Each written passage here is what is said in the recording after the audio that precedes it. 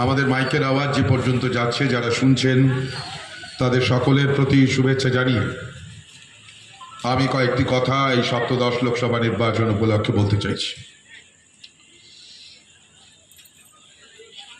আমাদের আবার 1 জুন আমাদের সবাইকে ভোটের লাইনে দাঁড়াতে হবে। এবারে আর খেলা হবে স্লোগানটা খুব বেশি শোনা যাচ্ছে।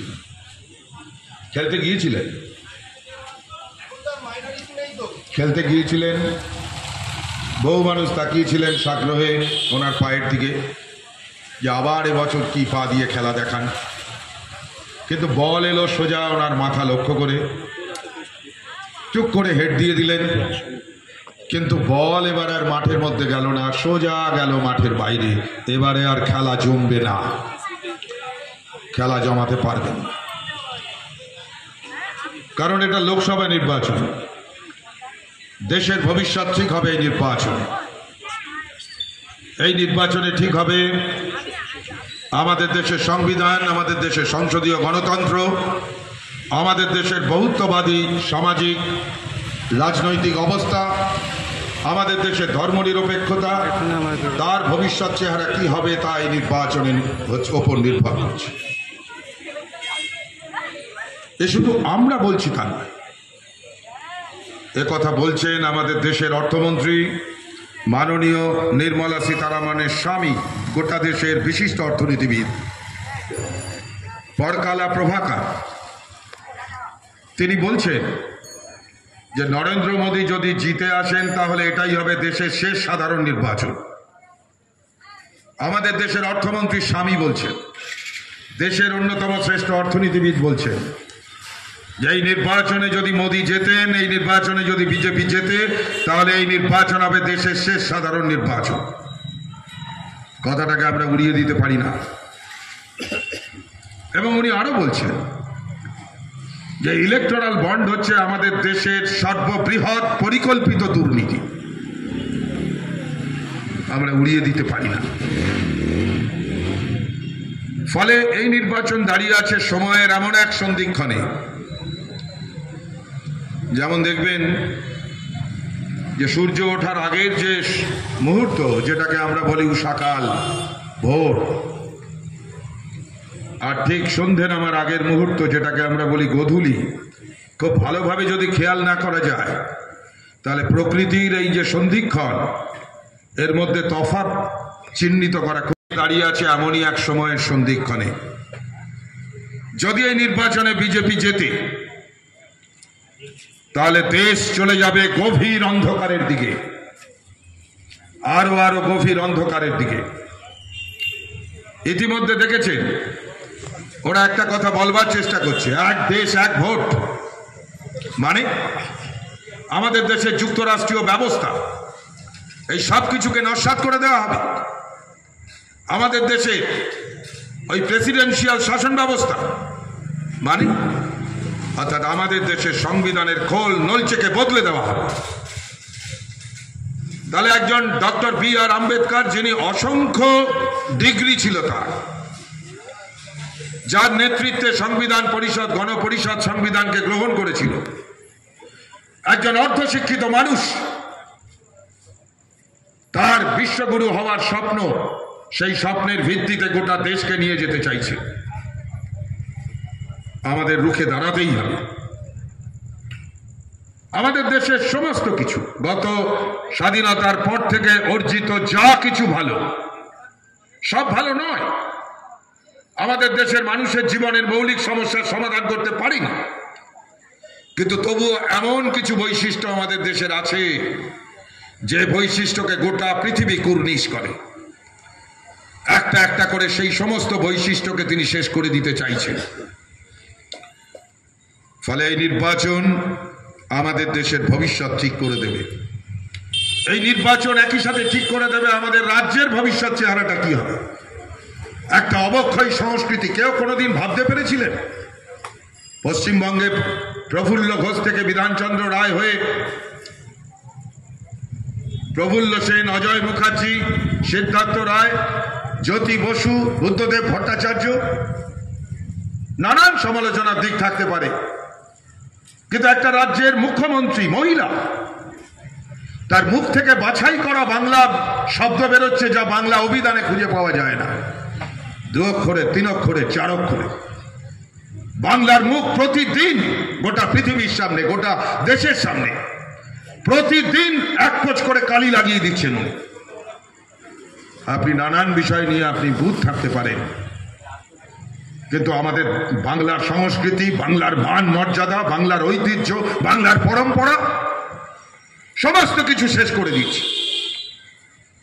এই নির্বাচন সেখানে বাঁধ দিতে পারে, বাঁধ দিতে হবে বাংলার সংস্কৃতিকে, বাংলার রাজনৈতিক সংস্কৃতি, বাংলার যে পরম্পরা, সে লালন বলুন, চৈতন্য বলুন, রবীন্দ্রনাথ বলুন, এই সমস্ত পরম্পরাকে নস্যাৎ করে দিচ্ছে।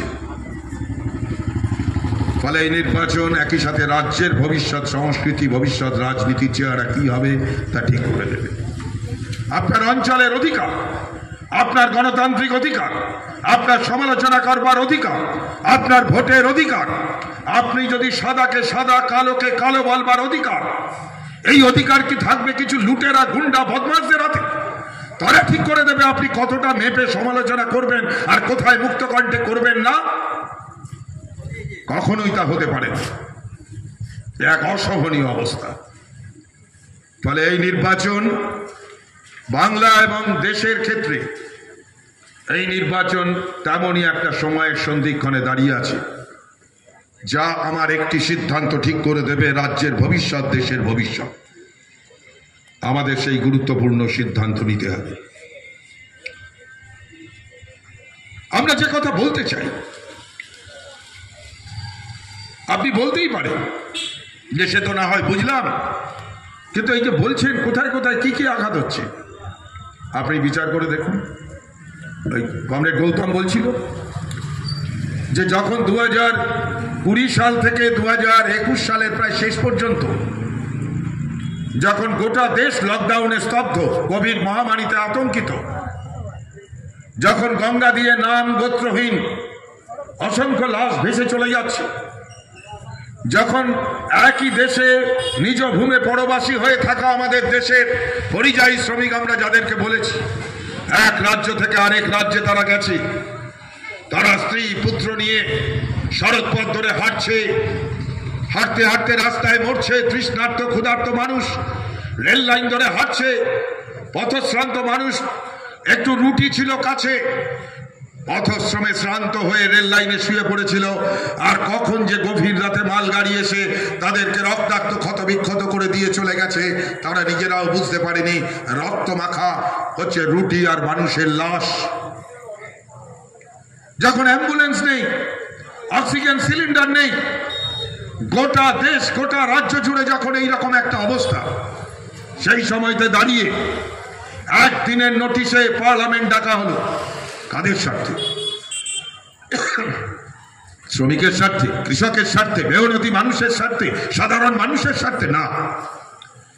একদিনের নোটিশে পার্লামেন্ট ডাকা হলো, ডেকে কৃষি বিল অনুমোদন করা হলো, আইনে পরিণত করা হলো।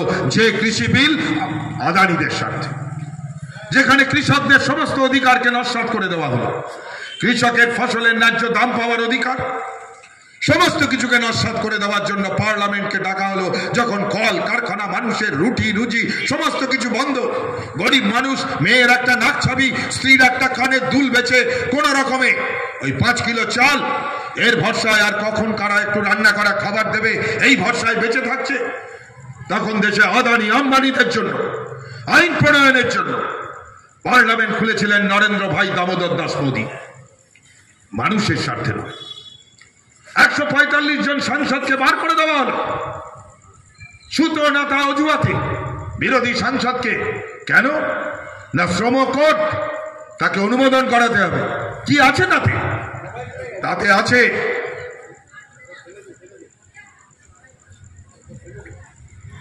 তাতে আছে 100 জন পর্যন্ত কারখানা শ্রমিক।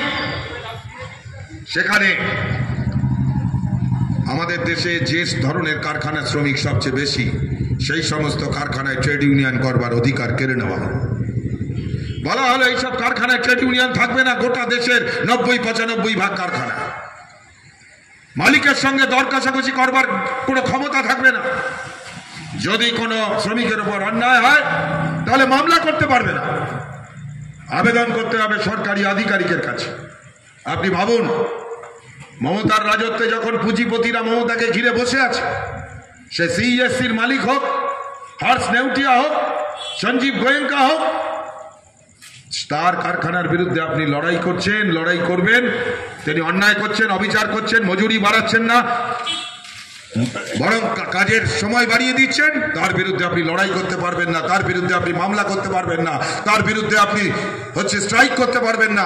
আপনাকে সরকারি অফিসারের ওপর নির্ভর করে থাকতে হবে। শ্রম কোড পাশ করিয়ে নেওয়া হলো। ফলে আমাদের দেশে সমস্ত ক্ষেত্রে এক দেশ এক ভোট থেকে শুরু করে সমস্ত ক্ষেত্রকে নস্যাৎ করে দিতে চাইছে, ধ্বংস করে দিতে চাইছে, নির্বাচন কমিশন পর্যন্ত। আমাদের দেশের এর আগে যে আইন ছিল সেই আইনে নির্বাচন কমিশন, তার যে সদস্য কে নিয়োগ করবেন, 3 সদস্যের কমিটি। সেই কমিটিতে কারা থাকবেন? 1 প্রধানমন্ত্রী, 2 বিরোধী নেতা, 3 সুপ্রিম কোর্টের প্রধান বিচারপতি অথবা বিচারপতি মনোনীত কোনো একজন সুপ্রিম কোর্টের বিচারপতি। 3 সদস্যের কমিটি, তারা ঠিক করবেন নির্বাচন কমিশনার কে হবে। নরেন্দ্র মোদী আইন বদলে দিলেন, বললেন না, ওখানে সুপ্রিম কোর্টের কোনো ভূমিকা রাখতে দেব না। ওখানে কে থাকবে? প্রধানমন্ত্রী থাকবেন, প্রধানমন্ত্রীর মনোনীত একজন মনোনীত মন্ত্রিসভার সদস্য থাকবেন, আর বিরোধী নেতা থাকবেন। অর্থাৎ গোড়াতেই নির্বাচন কমিশনার নিয়োগের জন্য যে 3 সদস্যের কমিটি, সেটাকে 2-1 করে দিলেন। আর আমাদের রাজ্যে যদি এই রকম অবস্থা হয়, যেখানে বিরোধী দলের নেতা আর শাসক দলের নেতা একদা একই দলের ছিলেন, তাহলে তো আরো পোয়া বাড়ো। ফলে নির্বাচন কমিশনকে পর্যন্ত গিলে নিতে চাইছে। সুপ্রিম কোর্টে বিচারপতি নিয়োগের ব্যবস্থা, হাইকোর্টে বিচারপতি নিয়োগের ব্যবস্থা হচ্ছে কলেজিয়ামের উপর। বললেন আমরা বিচারপতিদের মাইনে দিই, সুতরাং ওইসব কলেজিয়াম চলবে না, আমরা বিচারপতিদের নিয়োগ করব। অর্থাৎ আমাদের দেশের বিচার ব্যবস্থা, আমাদের দেশের স্বাধীন সাংবিধানিক সংস্থা, আমাদের দেশের সংসদ, সমস্ত কিছুকে ভেঙে চুরে তছনছ করে দিতে চাইছে। যেমন ভাবে আমাদের রাজ্যের বিধানসভা চলে, তেমন ভাবেই আমাদের দেশের সংসদকে চালিয়েছে। আমাদের ভাবতে হবে যে আমরা একে সমর্থন করতে পারি কি। আপনি বলতে পারেন মোদী তো গ্যারান্টির কথা বলছেন, এখন বলছেন, এলাকায় গেলে কিছুদিন আগেও বলছিলেন, আরে ভাইও আর বাহিনো, বিকাশ হুয়া কি নেই হুয়া, বিকাশ হুয়া কি নেই হুয়া। অমনি দেখবেন 4 পেয়ে এক দলের বিশেষ জীব আছে না, একসাথে চিল্লিয়ে ওঠে, কোনো একজন চিল্লাল, অমনি উপস্থিত দর্শক মন্ডলী গেরুয়া ফেট্টি বাঁধা, তারা একসাথে বলতে শুরু করে, হুয়া হুয়া হুক্কা হুয়া হুক্কা হুয়া। বিকাশ হচ্ছে, দেশের বিকাশ। কাদের বিকাশ? কোভিডের সময় প্রতি ঘন্টায় 90 কোটি টাকা করে মুনাফা করেছে, সম্পদ তৈরি করেছে আদানি আম্বানিরা। আর দেশের আম আদমি গরিব মানুষ, তার সঞ্চয় কমেছে, সঞ্চয়ের পরিমাণ কমেছে সাধারণ মানুষের। ফলে বিকাশ হয়েছে ওদের বিকাশ হয়েছে। আমাদের দেশের মুষ্টিমেয় পুঁজিপতি কর্পোরেট ধনী, তাদের বিকাশ হয়েছে, তাদের সম্পদ বেড়েছে, তাদের মুনাফা বেড়েছে, তাদের লাভ বেড়েছে, তাদের শোষণ বেড়েছে। আর গরিব সাধারণ মানুষ, তারা যে তিমিরে ছিল সেই তিমিরেই তাদের অবস্থা আরো আরো আরো খারাপ হয়েছে। ফলে বিকাশ সাধারণ মানুষের হয়। এখন আবার বলছেন, भाइयों और बहनों, ये मोदी का गारंटी है। किसका गारंटी? किसका गारंटी? আপনি তো বলেছিলেন 2014 সালের আগে যখন ব্রিগেডে এলেন, তখন কি বলেছিলেন? भाजपा को वोट दो, आपका बंगाल में ममता जी दी है और दिल्ली में भाजपा को लाओ, आपका दोनों हाथ में लाड्डू हो जाएगा। ये लाड्डू वो लाड्डू है जो दिल्ली का लाड्डू, जो खाया वो भी पछताया, जो नहीं खाया वो भी पछताया। আমরা যারা ভোট দিইনি তারা তো পস্তাচ্ছি, এমনকি যারা ভোট দিয়েছেন তারাও পস্তাচ্ছে। দিল্লির লাড্ডু। কি বলেননি, বলেছিলেন, আমি শুধু আপনাদের মনে করিয়ে দিতে চাই, 2014 সালের আগে বলেছিলেন, देश से बाहर हुए काला धन ले आने के बाद हर आम आदमी का बैंक अकाउंट में 15 लाख से अधिक तक रुपया भेज देंगे। बोले देश থেকে বেরিয়ে যাওয়া কালো টাকা তিনি বিদেশ থেকে নিয়ে আসবেন আর দেশের প্রত্যেকটি মানুষের ব্যাংক অ্যাকাউন্টে 15 লক্ষ টাকা করে পৌঁছে দেবেন। জেতার পর মানুষ বিশ্বাস করেছিল। যখন বললেন যে সব জনধন অ্যাকাউন্ট, জনধন যোজনা কি জনধন অ্যাকাউন্ট খুলতে শুরু করো, 33 কোটি অ্যাকাউন্ট খুলে ফেললো স্বামীর নামে, স্ত্রীর নামে, ছেলের নামে, মেয়ের নামে। যে মোদিজি যখন বলেছেন তখন তো নিশ্চয়ই কিছু একটা দেবেন, 15 লাখ না দিন অন্তত 5 লাখ দেবেন, 1.5 লাখ দেবেন। সবাই ব্যাংক অ্যাকাউন্ট খুলে ফেললো, 33 কোটি ব্যাংক অ্যাকাউন্ট হয়ে গেল। এসছে কালোর অ্যাকাউন্টে 15 লক্ষ টাকা। কালো টাকা ধরেছে, ধরতে পারেনি। 2016 সালের 8ই নভেম্বর রাত্রি 8টার সময় জাতির উদ্দেশ্যে ভাষণ দেশের প্রধানমন্ত্রী, যে আগামীকাল বা রাত্রি 12টার পর থেকে সমস্ত 500 আর 1000 টাকার নোট বাতিল, যার কাছে যা আছে সব জমা দিতে হবে। এটিএম কাউন্টারের সামনে তখন ভিড়, 8টার পর থেকে শয়ে শয়ে মানুষের ভিড়। যদি 150 যা পাওয়া যায়, আরে বাবা কালকে বাজার করতে হবে তো, 500 টাকা নিয়ে বাজারে যাওয়া যাবে না, জমা দিতে হবে। বৃদ্ধ মানুষ তারা দাঁড়িয়ে পড়লেন ব্যাংকের লাইনে, সাধারণ মানুষ দাঁড়ালেন। যাকে এই হচ্ছে মোদিজি, দেখেছো বলেছিল না দেশ চালানে কে লিয়ে 56 ইঞ্চি ছাতি চাইয়ে, বলেছিলেন তো দেশ চালানোর জন্য 56 ইঞ্চি ছাতির প্রয়োজন। अरे देश चलाने के लिए 56 इंची छाती जरूरत है तो सुशील कुमार को ले आइए, या छाती है मोदी जी का क्यों जरूरत पड़ेगी। কিন্তু উনি বললেন, মানুষ বিশ্বাস করলেন, ব্যাংকের লাইনে দাঁড়ালেন। এইবার কালো টাকা ধরা পড়ল। কয়েক মাস ধরে চললো, সবাই টাকা জমা দিয়ে দিল। সেদিন আমরা বামপন্থীরা বলেছিলাম এটা চালাকি করছে, বহু মানুষ বিশ্বাস করে। তারা বলেছিলেন এই হচ্ছে বামপন্থীদের দোষ, সব ব্যাপারেই তারা খুদ দেখে, নিশ্চয়ই কালো টাকা ধরবে। আমরা সেদিন বোঝাবার চেষ্টা করেছিলাম কালো টাকা নোটে বেশি থাকে না, কালো টাকা থাকে সুইস ব্যাংকে, সেখানে হানা দিতে পারবেন না। কালো টাকা খাটে রিয়েল এস্টেটে, কালো টাকা খাটে জুয়েলারিতে, অর্থাৎ হিরে জহরত মণি মাণিক্য সোনা, সেই সব জায়গায় হানা দিলেন না, শুধু লোককে নামিয়ে দিলেন। সবাই 500 আর 1000 টাকার নোট এই কথা বলে 2000 টাকার নোট ছাপিয়ে দিলেন। অর্থাৎ 500 আর 1000-এর নোট লুকোতে যতটা জায়গা লাগে 2000-এর নোট লুকোতে তার চেয়ে অনেক কম জায়গা লাগে। আর তারই পরিণামে আমরা দেখলাম ওই যে তরুণী, প্রায় কন্যা সভা বান্ধবী মন্ত্রী, তার খাটের তলায় কেমনভাবে 2000-এর নোট আমরা দেখতে পেলাম। ফলে ওভাবে কালো টাকা ধরা পড়ে না, এবং ধরা পড়েও নি। রিজার্ভ ব্যাংক জানিয়েছে যে 99 ভাগের বেশি টাকাই ফেরত এসছে। তাহলে এটাও হলো, কালো টাকা ধরা পড়লো না, মাঝখান থেকে কালো টাকা প্রচুর সাদা হয়ে গেল।